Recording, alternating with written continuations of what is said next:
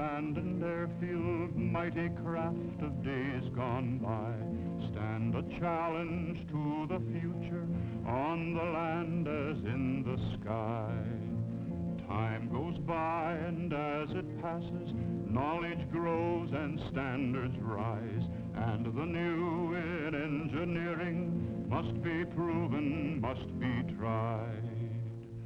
So on this abandoned airfield comes the final toughest test.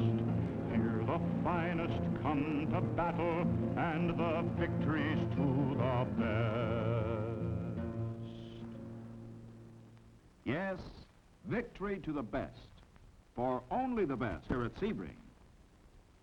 This twisting 5-mile course is the biggest challenge to sports cars on the American continent.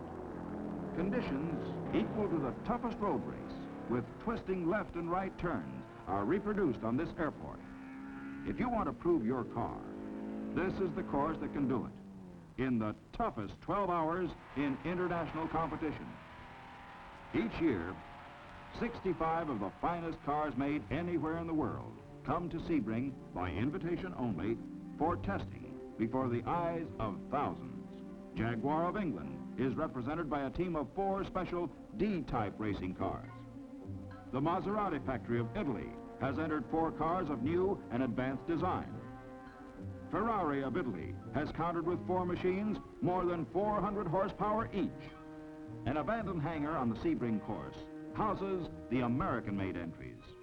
A team made up of 4 Corvettes, now getting final adjustments. Corvette number 2 has been modified to improve high-speed handling. Corvette number 1, a new machine from the ground up, is as yet untested. There's been time for only limited practice. The real test will be the race itself. The production Corvettes are rolled to the pit area as practice ends, to wait for the 12 hours that will pack 1,000 miles into a half a day.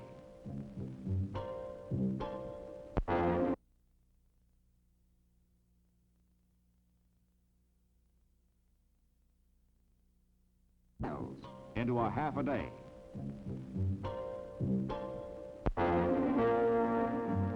Race day. Rolling to the starting line for the longest race in the United States. Only a few minutes to 0 hour. The cars are lined up in front of the pit area. Using a Le Mans type start, the drivers will stand facing their machines. On the signal, they will dash to the cars, start them, then roar away in a scramble for the first lap position. The countdown begins. 10, 9, 8, 7, 6, 5, 4, 3, 2, 1. There's the gun, and the drivers dash to their cars.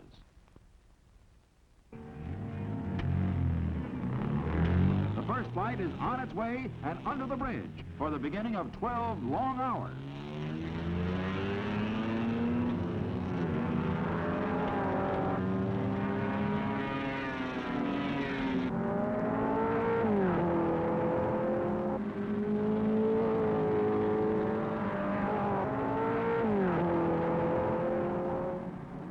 First part of the course on the airport runways and heading for the road portion, Peter Collins in number 11 Ferrari winging away. Through the 2-mile road section and winding back to the airport, the Ferraris are holding the first 4 positions.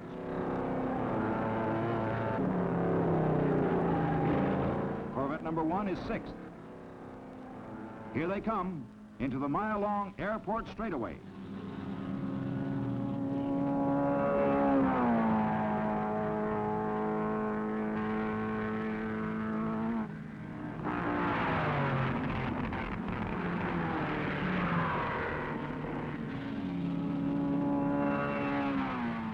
Of lap 1, and Collins Ferrari still in front, but closing in fast in 4th position is Jean Behra in number 19 Maserati.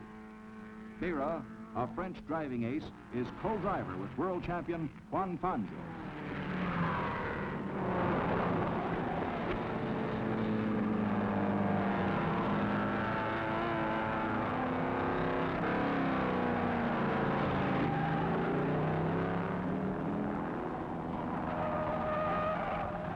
Number 19, Behra's Maserati, driving to a showdown with Collins' leading Ferrari. The American Corvette now fifth. Behra sends his Maserati screaming after the leader as they come past the pit.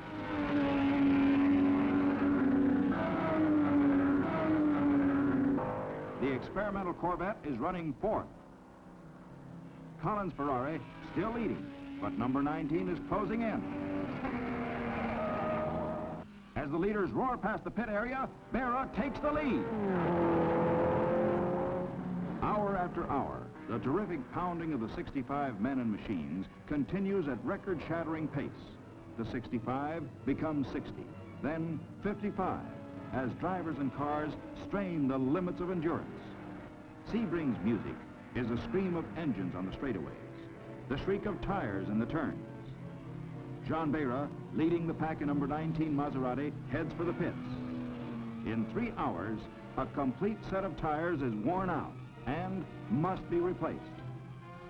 Ready to relieve Behra at the wheel, 4-time world champion Juan Fangio waits.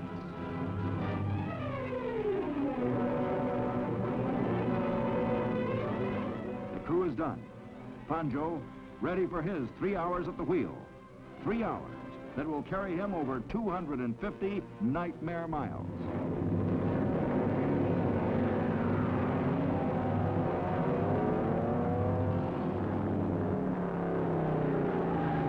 Fangio in number 19 holds the lead. Ferrari number 14 is second. And Stirling Moss in a Maserati fights it out with Corvette number 4. The Corvette teammate, number 3, eases into the pits for servicing and fuel. International rules require that the driver leave his car before the pit crew begins work.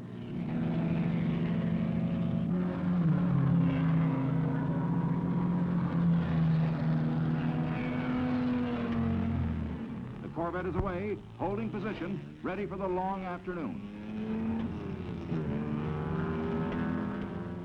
The hours are marked by the growing record of completed laps, pit stops, driver changes, exhaustion.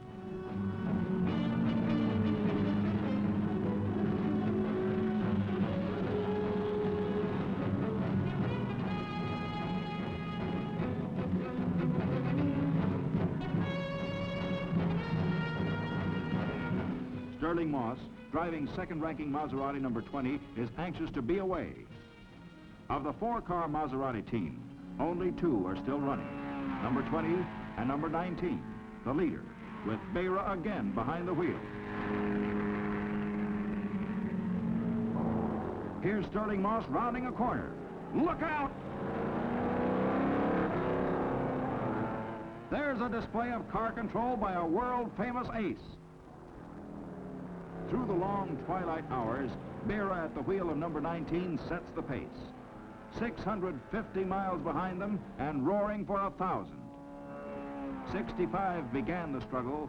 20 have already yielded to the challenge of Sebring. The Jaguar team has been cut in half. Only 2 Ferrari entries are still running. Number 1 Corvette has been retired because of a worn rear suspension bushing, but the 3 remaining entries keep to a blistering pace.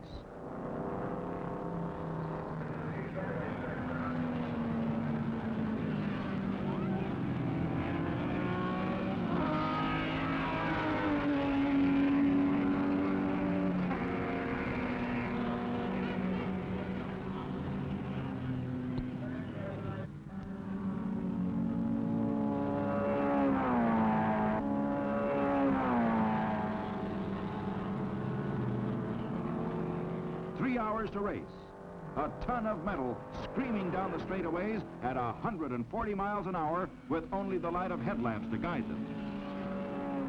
3 hours to race, and Behra brings number 19 to the last scheduled pit stop and driver change. Again, the car is ready to continue the brutal grind. Behra has been a brilliant co-driver, setting a new course record of 92 miles an hour. Now, the weary champion, Juan Fangio, prepares once more to take the wheel as the toughest 3 hours, the final 3 hours, lie ahead. The crew is done.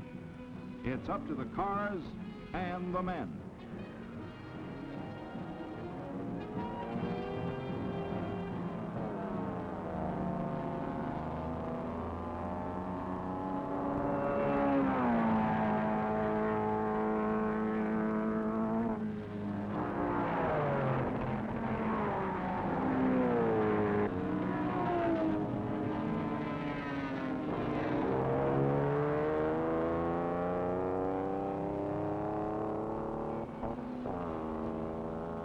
Fangio and Moss leading in Maseratis.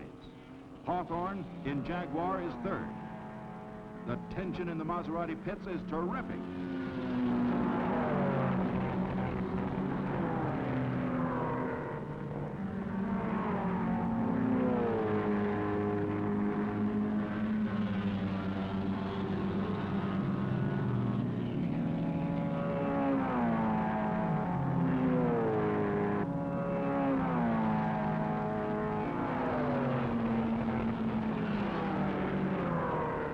The checkered flag for Juan Fangio.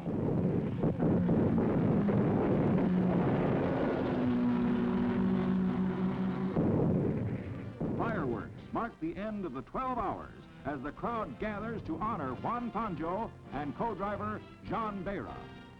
45-year-old Fangio is the wonder of the sports world, a legend in his time. Four-time world champion, now twice victor over Sebring's grueling course. These two men covered the amazing distance of 1,024 miles to set a new record in Sebring's 12 hours.